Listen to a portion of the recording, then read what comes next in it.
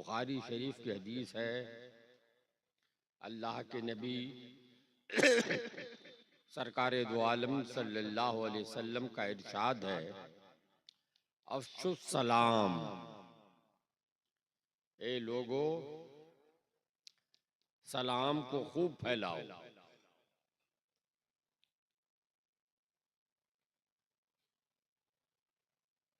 मगर आज का दस्तूर ये हो गया है कि मुरीद है तो पीर साहब को सलाम कर लेगा, मदरसे में लड़का है तो उस्ताद को सलाम कर लेगा, गांव में कोई वक्ता आया या मौलाना आया है देखा तो सलाम कर लेगा, मगर बेटा बाप को सलाम नहीं करेगा। यहाँ करता है क्या? कोई कोई करता है। नबी की उम्मत हर एक आदमी है, जो भी कलमा पढ़ता है वो नबी का उम्मती है। नबी ने किसी का नाम लेके नहीं कहा कि तुम फला को सलाम करो, फरमाया अफ़शुस सलाम, सलाम फैलाओ। बेटा बाप को सलाम करे, बाप बेटे को भी सलाम करे। खाली बेटे का कसूर नहीं है कि बेटा बाप को सलाम नहीं करता है, बाप का भी कसूर है कि बेटे को सलाम नहीं करता है। भाई भाई को सलाम करे, बेटी माँ को सलाम करे, माँ बेटी को भी सलाम करे, छोटा बड़े को सलाम करे, बड़ा छोटे को सलाम करे, सबको सलाम करना है। नबी ने सलाम करके बताया, जबान से भी फरमाया कि अफ़शुस सलाम, और सलाम करके भी बताया। हदीस में है, कोई सामने से आता और वो चाहता कि हम नबी को सलाम करेंगे, उससे पहले नबी उनको सलाम कर देते।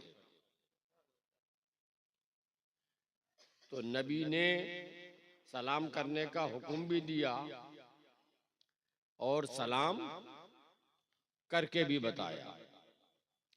ये सलाम क्या है? सलाम है दुआ, सलाम दुआ है। सलाम हर जबान में है, हर कौम हर मुल्क में है, मगर सबका सलाम अलग अलग है। अंग्रेजी में कहते हैं सुबह सलाम करना हो तो गुड मॉर्निंग, शाम को करना हो तो गुड इवनिंग, रात में करना हो तो गुड नाइट।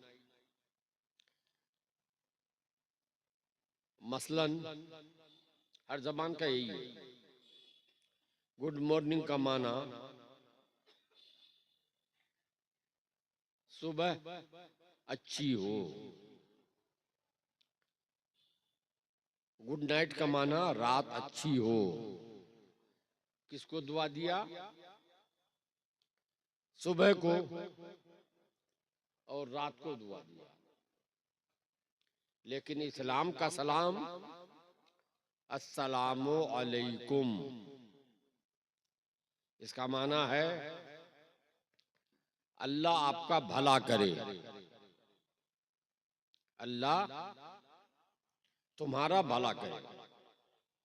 तो सलाम करने वाले ने जिसको सलाम किया उसके लिए दुआ कर रहा है। और अंग्रेजी में रात के लिए दुआ है, रात की तारीफ है कि गुड नाइट, सुबह की तारीफ है गुड मॉर्निंग। हमको कोई सलाम किया तो हमारी तारीफ नहीं है। इस्लाम ने जो सलाम दिया, हमारे नबी ने जो सलाम का तरीका बताया, वो मेरी तारीफ नहीं, मेरे लिए दुआ है। अस्सलामु अलैकुम, अल्लाह आपका भला करे। हमने आपको सलाम किया, अस्सलामु अलैकुम, तो हमने आपके लिए दुआ की कि लोगों अल्लाह आप सबका भला करे। सलाम करना नबी की सुन्नत है और जवाब देना वाजिब है। जैसे अभी आप फजर का वक्त होगा, नमाज पढ़ेंगे तो पहले फर्ज पढ़ेंगे कि पहले सुन्नत? जरा बोलो, कुछ लोग सुन्नत पढ़ेंगे। तो सलाम करना नबी की सुन्नत है। सुन्नत दो तरह की होती है। सुन्नत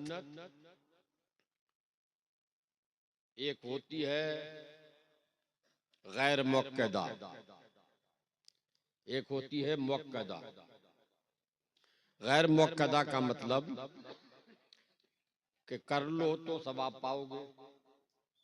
जैसे असर की नमाज 4 रिकात फर्ज है, उससे पहले 4 रिकात सुन्नत भी है।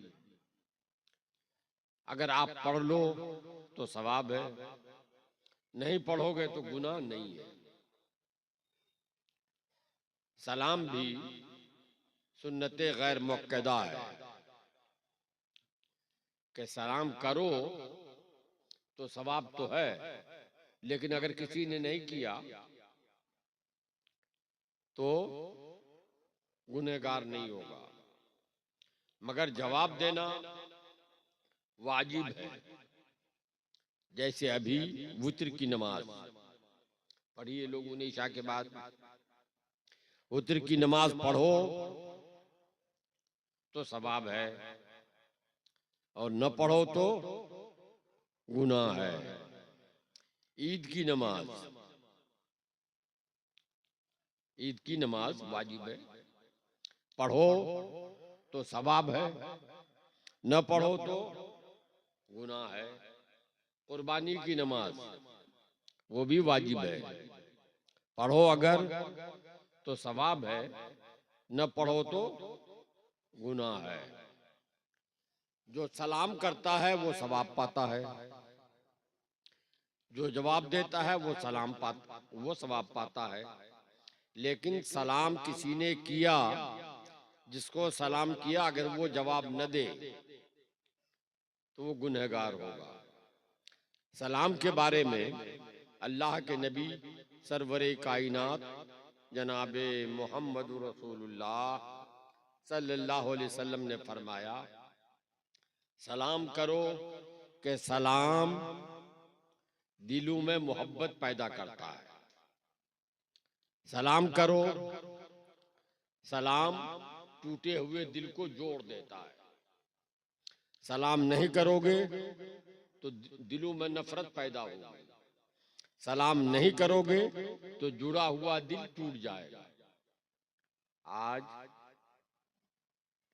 हमारी आदत बन चुकी है कि हम सिर्फ पीर साहब को सलाम करेंगे, उस्ताद को सलाम करेंगे, आलिम साहब को सलाम करेंगे, और ससुर को शायद सलाम करता है कि नहीं? ससुर को सलाम करता है कि नहीं करता है? बाप को नहीं करता है। किस कदर अफसोस की बात है कि बाप जिसने पैदा किया, बचपने से पाला पूसा, उसको सलाम नहीं करता है और ससुर को सलाम करता है।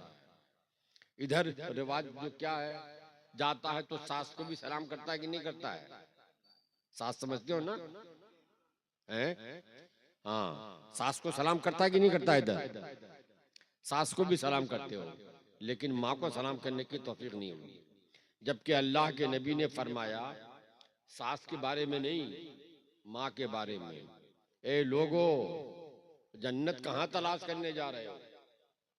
आजकल लोग जन्नत जाते हैं ढूंढने के लिए पंडवा, जन्नत ढूंढने के लिए सादुल्लापुर, जन्नत पंडवा में नहीं है, जन्नत सादुल्लापुर में नहीं है। नबी ने फरमाया, ए मुसलमान, जन्नत तुम्हारी माँ के पाँव के नीचे है। जहां तुम्हारी माँ तुम्हारे लिए पैर रख रही है वही तुम्हारे लिए जन्नत है। अल्लाह अकबर। माँ बाप का आलम यह है कि हदीस में आया है, अल्लाह के प्यारे रसूल सरवरे कायनात सल्लल्लाहु अलैहि वसल्लम, एक सहाबी ने मेरे नबी से पूछा, या रसूल अल्लाह, मैंने मन्नत मानी थी। मन्नत बुझते हो, है ना? मन्नत मानी थी कि मेरा फलाना काम हो जाएगा। हमारी तरफ भी मन्नत मानते हैं। अभी एक आदमी मसला पूछने आया था, मन्नत माने, उसकी बीवी ने मन्नत माना कि शौहर बीमार था, अरे अल्लाह मेरा शौहर अच्छा हो जाए तो ऊंट कुर्बानी करेंगे। शौहर तो अच्छा हो गया, अब ऊंट मिलता ही नहीं कि कुर्बानी करे। और अगर कहीं से लाओ भी बाहर से, कहीं से खरीद के, और कुर्बानी अगर करो, पुलिस को पता चल जाए तो जेल जाओगे सीधे। ऊंट की कुर्बानी करना पूरे हिंदुस्तान में, गाय की कुर्बानी करना तो बंगाल में जायज भी है, हुकूमत के नजदीक बंगाल में जायज है, लेकिन यूपी में नहीं कर सकते, गुजरात में नहीं कर सकते, कहीं है कहीं नहीं है। कर्नाटक में कर सकते हो, छूट है। ऐसे ही उत्तर के जितने सूबे हैं, प्रांत हैं, वहां पर गाय ज़बह कर सकते हो, बल्कि हिंदू भी ज़बह करता है, हिंदू भी गोश्त खाता है। लेकिन ऊंट की कुर्बानी पूरे भारत में बंद है। तो ऊंट लाके अगर ज़बह भी करो, पुलिस को पता चल जाए तो सीधे जेल जाना होगा। तो मान ली कि मन्नत कैसे पूरी करेंगे हम? अब मसला पूछने आया है, अरे ऐसी मन्नत माने क्योंकि जो पूरी नहीं कर सकते हो।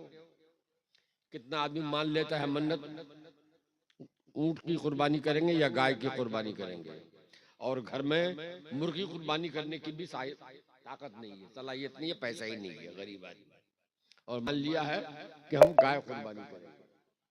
तो कुर्बानी करने के बाद, मन्नत मानने के बाद अदा करना जरूरी है।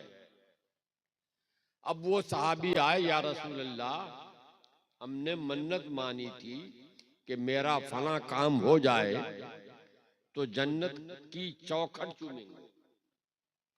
जन्नत की चौखट, चौखट बोलते ना क्या, जन्नत की चौखट चूमेंगे। काम हो गया है, जन्नत की चौखट कहाँ पाएंगे? चूमेंगे। अब हम मन्नत कैसे पूरी करें? तो अल्लाह के नबी सल्लल्लाहु अलैहि वसल्लम मुस्कुराए और फरमाया, घर जाओ, अपनी माँ और बाप का पैर चूम लो, वही तुम्हारे लिए जन्नत का चौखट चूमने के बराबर हो जाएगा और मन्नत अदा हो जाएगी। सुभान अल्लाह, सुभान अल्लाह। वो साहबी रोने लगा, या रसूल अल्लाह, मेरे बाप भी नहीं जिंदा है, मेरी माँ भी जिंदा नहीं है, तो अब हम कैसे माँ बाप का पैर चूमे? तो नबी ने फरमाया, जाओ कब्रिस्तान,